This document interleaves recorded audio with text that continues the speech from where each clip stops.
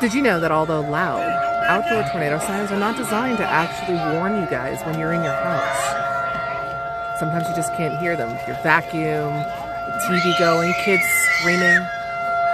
While they may be loud out here at the baseball field, they can be silent in your home.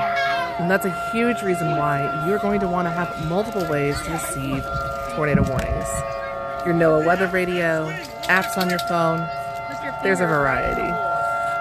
But don't rely on these guys, because although annoying,